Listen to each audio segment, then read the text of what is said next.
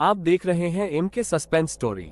आज मैं आपके लिए बहुत डरावनी कहानी लेके आया हम, जिसे सुनकर आप बहुत डर महसूस करोगे। तो चलो वीडियो स्टार्ट करते हैं। आज मैं बहुत ही खुश हूँ क्योंकि आज पूरे 11 साल बाद अमेरिका से वापस आया तो सीधा मुझसे मिलने के लिए मेरे घर पे आ गया और आकर ही मुझसे गले मिल गया। मैं भी उसे देखकर बहुत खुश हो गया। मैंने बोला, अरे शिवम, अमेरिका से कब लौटा? मुझे बताया भी नहीं। आज ही लौटा हूँ। तुम्हें सरप्राइज देना चाहता था, इसीलिए मैंने तुम्हें नहीं बता या। और बता, क्या हाल चाल है? घर में सब कैसे हैं? मैंने कहा, सब बढ़िया है और घर में भी सब अच्छे है। तू बता, तू कैसा है? तुम्हारी पढ़ाई पूरी गई क्या? हाँ, मेरी पढ़ाई तो कंप्लीट हो गई और अब मैं हमेशा के लिए इंडिया वापस आ गया हूँ। अब हम दोनों मिलके खूब मस्ती करेंगे। मैंने कहा, ठीक है, पर आज तुम्हें मेरे घर पे खाना खाने के लिए आना पड़ेगा। वो बोला, जरूर आऊंगा। और है उसके बाद हम कहीं घूमने के लिए जाएंगे, कुछ तूफानी करेंगे, ठीक है ना? मैंने बोला, ठीक है। उसके बाद हम दोनों ने रात को ना खाने के बाद हमारे गांव के पुराने मंदिर में घूमने के लिए गए। मैंने बोला, शिवम, क्या तुम्हें पता है ये मंदिर बहुत ही ज्यादा प्रचलित है? उसने हैरान होकर बोला, ओह, तो ये है तुम्हारा तूफानी अंदाज। क्या यार, तुझे कोई अच्छी जगह नहीं मिली कि तू मुझे यहाँ ले आया मंदिर? मैंने बोला, तुम चलो तो सही, बहुत मजा आएगा। लोगों का मानना ये है कि यह भूत प्रेत जैसी आत्माएं रहती है। शिवम, क्या सच में यहाँ पे भूत है? क्या तुम भी मजाक कर रहा हो? मैं नहीं मानता। मैंने बोला, ठीक है, हम दोनों साथ में जाते हैं और पता लगाते हैं कि सच में भूत है कि नहीं। फिर हम दोनों मंदिर के अंदर चले गए। मंदिर काफी बड़ा था और थोड़ा भयानक भी लग रहा था। ऐसा लग रहा था कि कई दिनों से यह साफ सफाई नहीं हुई है। फिर हमने मंदिर के पुजारी से बात की। पंडित जी, हमने सुना है कि यहाँ आसपास कोई भूत का निवास है, क्या ये बात सही है?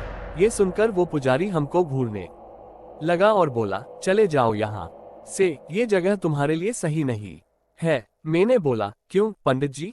पंडित जी, आओ मेरे साथ, मैं आपको बताता हूँ। इतना कह के वो हमें एक कमरे में ले गया और हम जैसे ही अंदर गए तो वो पुजारी ने बाहर से उस कमरे को लॉक कर दिया। ये देखकर मैं और मेरा दोस्त शिवम घबरा गए।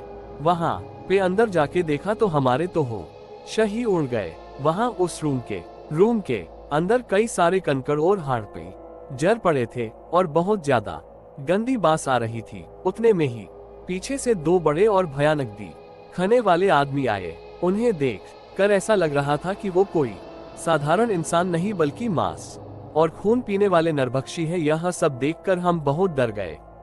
हमने तो मान ही लिया था कि अब हम जिंदा नहीं बचेंगे। फिर उन दोनों ने हमें कस के पकड़ा और हमें एक कोने में गए। फिर हम दोनों बहुत चिल्लाए, बचाओ बचाओ, लेकिन कोई बचाने के लिए नहीं आया। इतने में ही वो पंडित जी एक बड़ी चमत्कारिक तलवार लेकर हमारे रूम में आए। फिर उन तीनों ने रूम में आग लगा के मंत्रोच्चार करना शुरू कर दिया। हमने ये सब देखकर डर के मारे और ज्यादा जोर जोर से चिल्लाने लगे। ठीक उसी समय किसी ने बाहर से हमारे रूम का दरवाजा खटखटाया। दरवाजे की खड़खड़ाहट सुनकर वो तीनों ने रूम की आग बुझा दी और दूसरे कमरे में चले गए। हमने तुरंत ही उठकर उस रूम का दरवाजा खोल दिया। दरवाजे के सामने उस मंदिर के ट्रस्टी और आसपास के रहने वाले लोग खड़े थे। हम कुछ बोले उससे पहले उन लोगों ने हमें धमकाना शुरू कर दिया। तुम दोनों कौन हो? यहाँ मंदिर में चोरी करने के लिए आए हो? सच बताओ, वरना हम पुलिस को बुलाएंगे। हमने सब सच बता दिया, लेकिन उन लोगों को हमारी बातों पे भरोसा नहीं हो रहा था, बल्कि उल्टा हमें डांटने लगे। तुम दोनों क्या बोल रहे हो?